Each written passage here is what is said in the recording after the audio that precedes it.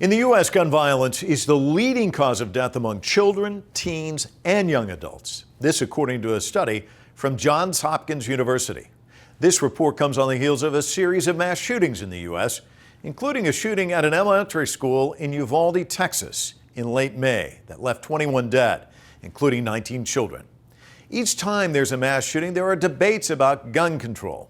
But what cannot be debated is that mass shootings are taking thousands of lives, and for survivors, the road to recovery is never over. I spoke to Jen Wilson, who cannot forget the worst U.S. mass shooting in history because she was there. I met Jen at her home in a suburb of Los Angeles. In 2017, she had tickets for Route 91 Harvest, a country music festival that was held annually in Nevada. Jen. Hi, Mike. Hi, nice to meet you. Come on in. Thank you so much. Really appreciate this. Thank you. So the excitement, the anticipation, the planning, what was it like before you left? I was so excited. I had been wanting to go for a couple of years. I loved Vegas. I love country music. I loved the people that were going. And so going into it, I was really excited. Getting there, the drive, just everything was really good. Did you go with friends then? Yes, there was 6 of us there. So I know that this is not going to be something enjoyable to talk about, but things changed and changed dramatically without warning. What was that like? Awful. It really was. It went from probably one of the best weekends of my life to one that I don't think anything could be worse. Going in on Sunday, we were so sad that it was the last day. Everyone had been having so much fun, and the weather was good, the music was good, the food was good. Everything was extra sweet about Sunday, and I don't know why. It just felt really sweet. And then, without warning, it changed.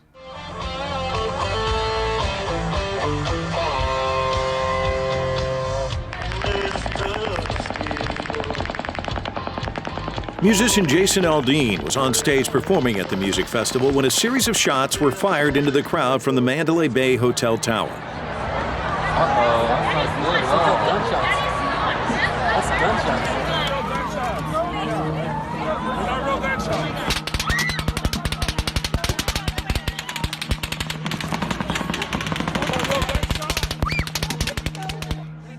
I remember standing there enjoying the music and hearing the first sounds of gunfire, and I said, what was that?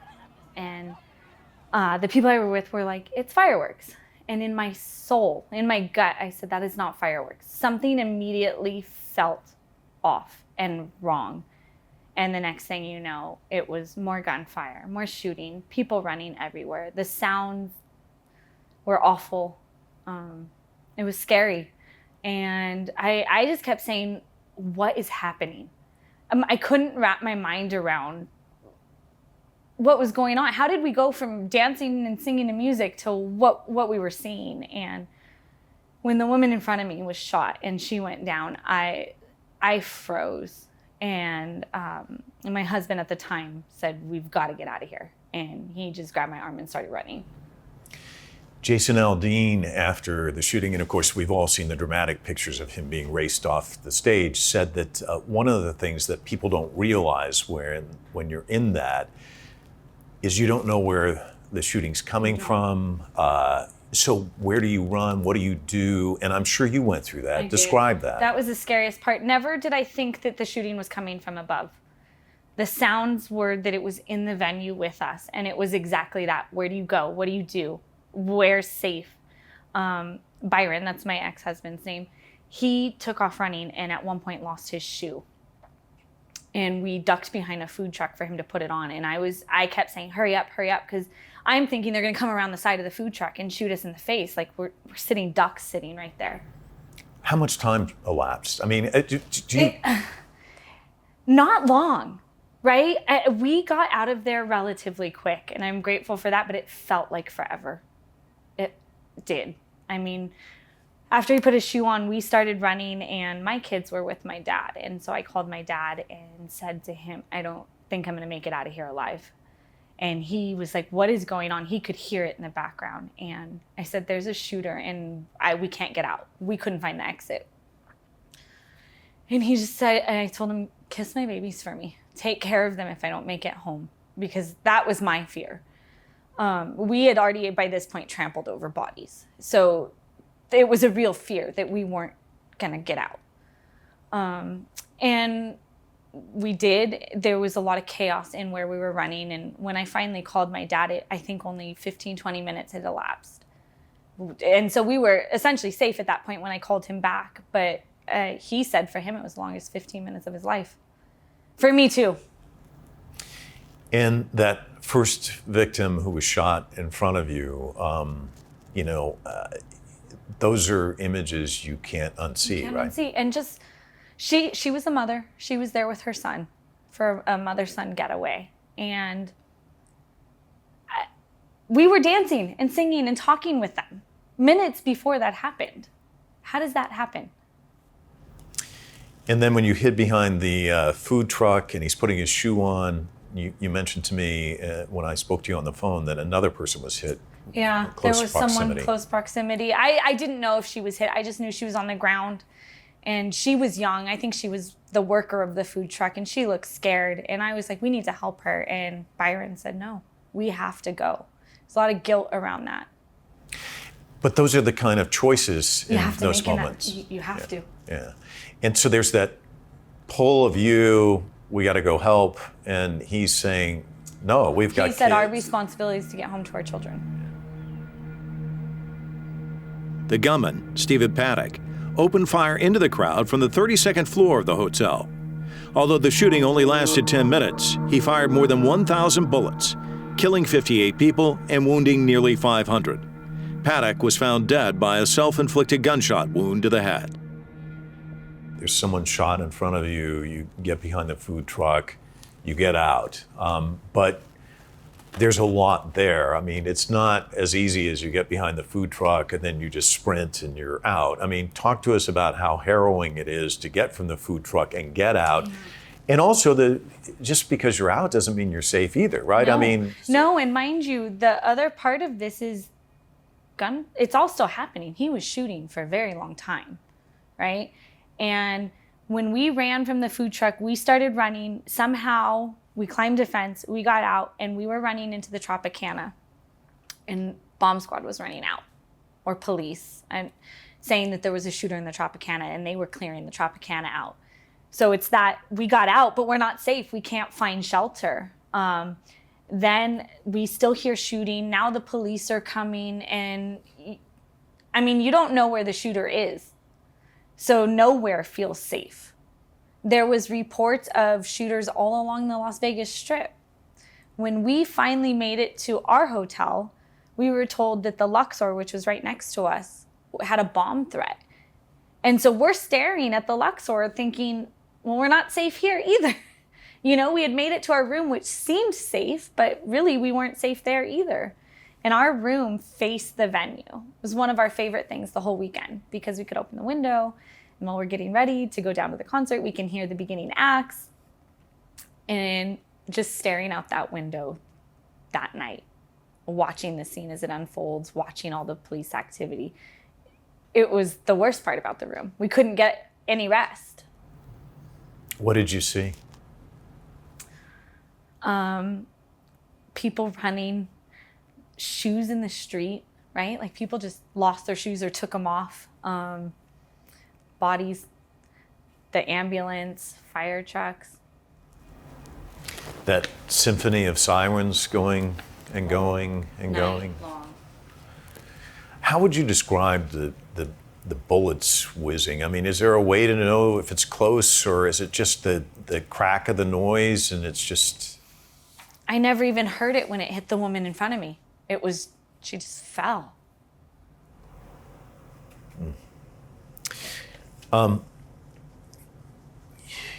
Did you think about guns before Vegas much? Did you have thoughts about guns? No, or didn't care. How did it change your view on guns after?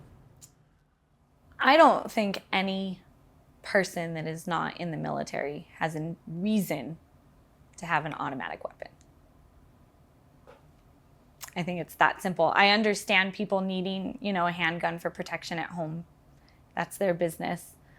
But I don't think that any normal person should have access to an automatic rifle. The reason I'm here tonight. 4 days after the shooting, country music star Eric Church broke down in tears while performing at the Grand Ole Opry in Nashville. And every person that was there, I'm going to tell you something, I saw that crowd. I saw them with their hands in their air. I saw them with boots in the air. And what I saw, that moment in time that was frozen, there's no amount of bullets that could take away. No. I'm sure you probably, maybe you haven't seen it, but Eric Church, not too many days after Grand Ole Opry, really choked up, heavy emotion, and talked about he felt broke after this. And I just wonder if those words resonated with you, what your thoughts, have you watched that video? I have, and he wrote a song about our event, and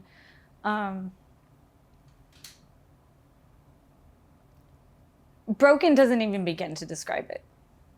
What that experience does to you, it changes you. And they're not always good changes. I struggled a lot in the beginning. I wasn't sleeping, delirium, nightmares. Also trying to be here for my children, right? And processing what happened. The first couple days you're like, I'm home, I'm safe, I'm okay. And then you can't get away from it. It's on the news every day. Family members, meanwhile they're checking on you, but it's retelling your story 10,000 times. It breaks you every time again. What kind of impact did it have on I you? cried because I think a lot of people don't realize that he was affected too. He wasn't on stage, but he was there at the concert. And like he says in the song, we're his people, right? We raise boots with him. We attend his concerts. We sing his songs. Same with Jason Aldean. I think people forget that the performers are affected by this too. I mean, I can't imagine being Jason Aldean and having to go back out on stage and perform the same song in Vegas, and yet he's done it. And Eric Church talked about how he feels like he was bait, luring these people, his people, to their deaths, and the guilt associated with something like that. I can't even imagine. Yeah. Is there guilt associated for you too that, somehow I got out alive and these other people were very similar to me, loved the same music. You were dancing with somebody and then they got shot. Is that something you had to process Absolutely. too? Yeah. Absolutely. It doesn't seem fair, right? There's other mothers that needed to come home to their children. Why didn't they get to come home?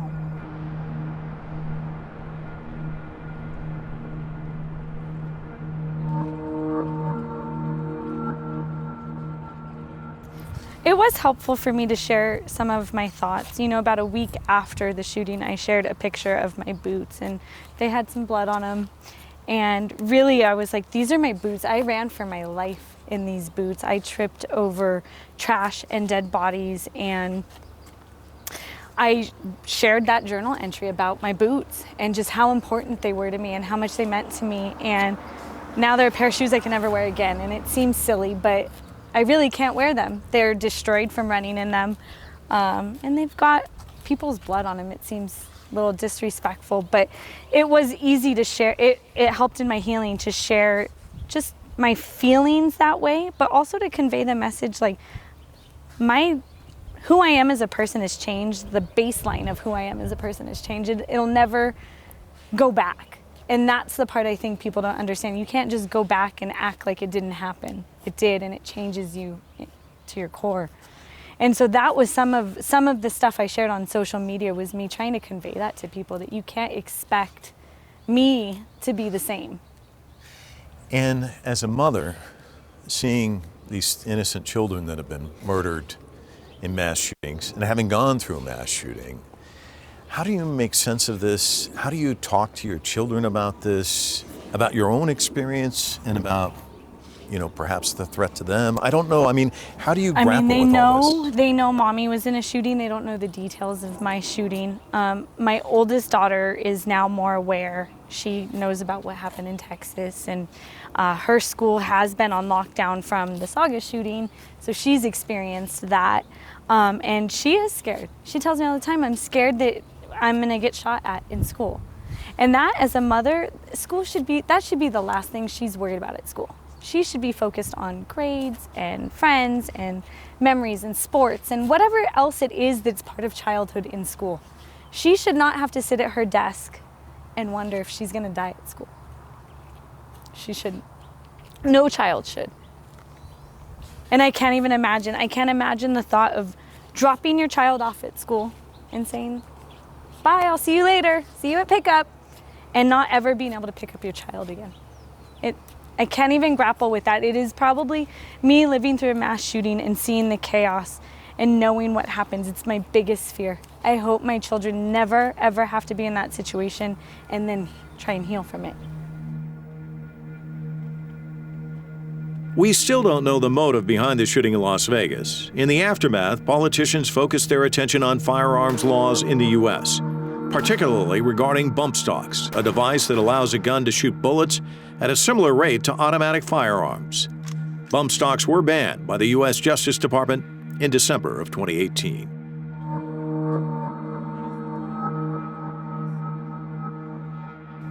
Let me ask you, one of the things we've seen after Columbine and Sandy Hook and Parkland is you see a lot of these parents of children who've died becoming very active and searching for meaning in a cause, I think to honor their children. Did you have to grapple with, I need to search for some sort of meaning, or there's a reason why I'm here on this planet and others are not? What's the significance of that? I mean, did you wrestle with that at all? I didn't. I think so much was happening around me. My marriage was falling apart.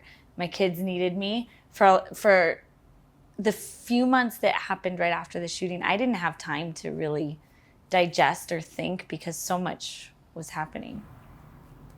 Can you talk about the tattoo? Yeah. My dad drew it, which is like probably the best part about it for me. And maybe that was healing for him, I'm sure, for him to, I said, I want a tattoo. My dad hates tattoos. And I said, and I want you to draw it. And he said, okay. And so this is my boot. This is the Vegas skyline and the Route 91 chip. And then there's 6 stars. And those are the 6 people that were in the group that I was in. You all made it out? We did. How amazing is that? It is. Because there's other groups that didn't. Any final thoughts? Because this is something that we're an international network, and in other parts of the world, they don't understand the United States. I mean, Australia had a mass shooting and they immediately changed their laws. They haven't had a mass shooting since. Scotland had a mass shooting. They changed their laws. There hasn't been a mass shooting since. I don't understand what our problem is in the United States. It's very frustrating. Do you think at some point you'll be able to say, well, I'm glad we finally turned the page and we've moved on? I can't wait for that day, for someone to do something to protect our children. And if you were to talk to U.S. senators and to convey a message to them, what would it be? That shootings like this are life-changing in a horrible way, and they don't have to happen. They don't have to happen. They don't have to happen. That says it all. I think it's as simple as that. All right. Well, Jen, thank you so much. Thank you.